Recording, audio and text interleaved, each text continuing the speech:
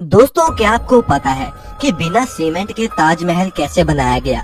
जबकि आज तक तो बड़ी बड़ी बिल्डिंग्स और पुल वगैरह सीमेंट से ही बनते हैं और सौ सौ सालों तक खड़े रहते हैं, लेकिन ताजमहल तो बिना सीमेंट के बनाया गया है। तो फिर कैसे वो करीब 350 सालों से इतनी मजबूती से खड़ा है?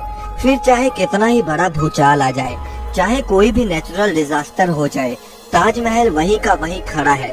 आखिर कैसे? और क्या आपको पता है कि उस समय ताजमहल कितने रुपयों में बनाया गया होगा? क्यों ताजमहल को यमुना नदी के किनारे बनाया गया?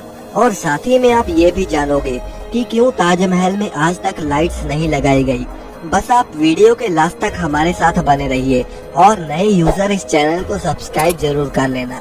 तो चलिए वीडियो को शुरू करते हैं। दोस्तों, हर साल लाखों की संख्या में लोग इस अजूबे को देखने आते हैं। आपको इसकी हिस्ट्री का तो पता ही होगा कि कैसे शाहजहां ने अपनी बेगम मुमताज के लिए इतना बड़ा मोन्यूमेंट खड़ा कर डाला। उन्होंने अपने प्यार को मुमताज की मौत के बाद एक्सप्रेस किया था। लेकिन दोस्तों, ये बिना सीमेंट के आखिर इतना बड़ा मोन्यूमेंट खड़ा कैसे हो गया? जबकि सीमेंट का आविष्कार 1824 में एस्पिरिन नाम के एक इंटेलिजेंट इंसान ने किया था, जो कि इंग्लैंड में रहते थे, और इन्होंने ही दुनिया का सबसे पहला सीमेंट का कंपनी बनाया, जिसका नाम था पोर्टलैंड सीमेंट। और ताजमहल का कंस्ट्रक्शन 1631 में शुरू हुआ और 1648 में जाकर खत्म हुआ। लेकिन बिना सीमेंट के ही ये खड़ा हो चुका था, जिसे आज तक एक भी खरोच नहीं आई। दरअसल सीमेंट के इन्वेंशन से पहले आर्किटेक्ट एक खास तरह के पेस्ट का इस्तेमाल करते थे, जिसमें बहुत अजीब अजीब चीजें होती थी। और अगर ताजमहल के कंस्ट्रक्शन की बात करें तो इसमें बहुत सारे सेमी प्रीशियस स्टोन्स जैसे कि अकीक, येमेनाइट, फिरोजा, लजवाड, मूंगा, सुलेमानी, लहसानिया, तमरा, ये सब पत्थर यूज होते थे, जो कि बहुत ही रेयर स्टोन्स थे। और ये उस समय Russia, Rajasthan, Uzbekistan, Iran, Israel, इन सब तरह के दुनिया भर के अलग अलग देशों से मंगाए गए थे।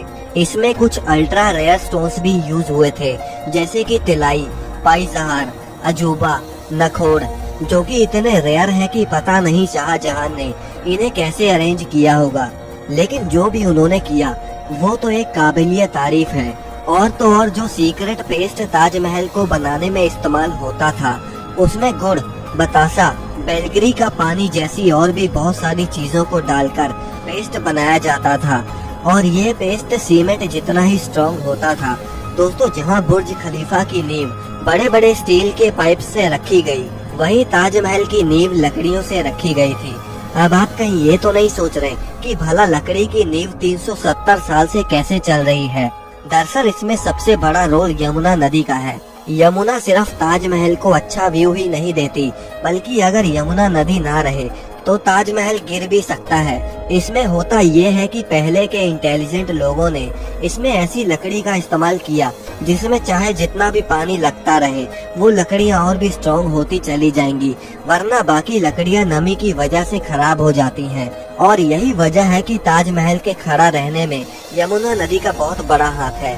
और अगर यमुना नदी सूख गई तो ताजमहल भी उसके बिना खड़ा नहीं रह पाएगा। अब दोस्तों, आपने देखा होगा कि ताजमहल के आसपास के चारों मीनार एक दूसरे से परपेंडिकुलर खड़े नहीं हैं। मतलब ये कि वो स्ट्रेट नहीं खड़े हैं, और ऐसा भी जानबूझकर किया गया था। दरअसल ऐसा इसलिए किया गया कि अगर कभी जोर का भूकंप आता भी है तो वो चारों मीनार ताजमहल से दूर गिर जाए, और इस तरह भूकंप के झटके ताजमहल तक पहुंचने से पहले इन मीनारों में ही ऑब्जर्व हो जाए, और इस तरह इस पर भूकंप का भी कोई असर नहीं होगा और वो सुरक्षित बच जाएगी। अब दोस्तों, बात करते हैं कि ताजमहल को आखिर उस समय बनाने में कितना खर्चा आया होगा।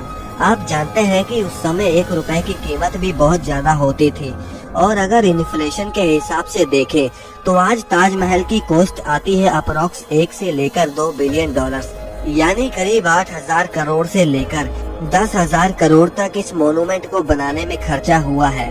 अब दोस्तों, ताजमहल में लाइट क्यों नहीं लगाई गई, क्या आप जानते हैं? दरअसल ताजमहल का सफेद रंग लाइट को सबसे ज्यादा रिफ्लेक्ट करता है, और इसीलिए अगर रात के समय ताजमहल पर लाइट्स लगा दी गई तो ताजमहल के पत्थर लाइट को रिफ्लेक्ट करेंगे, और साथ ही में ताजमहल भी काफी ज्यादा चमकेगा, जिससे आसपास के कीड़े मकोड़े उस पर आके चिपकेंगे और ताजमहल के पत्थर को भी नुकसान पहुंचाएंगे। और यही वजह है कि आज तक ताजमहल पर लाइट्स नहीं लगी। दोस्तों वीडियो अगर पसंद आई तो इसे लाइक करके चैनल को सब्सक्राइब करना ना भूलें।